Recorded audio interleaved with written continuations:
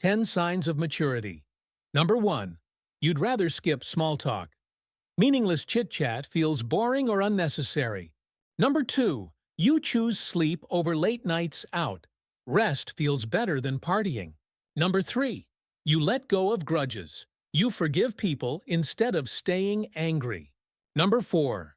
You're open to new ideas. You listen instead of dismissing others' views. Number 5. You appreciate differences. You respect others' choices even if they're not yours. Number 6. You don't chase forced relationships. You let love happen naturally. Number 7. You handle emotional pain. You accept that heartbreak is part of life. Number 8. You pause before judging. You try to understand instead of criticize.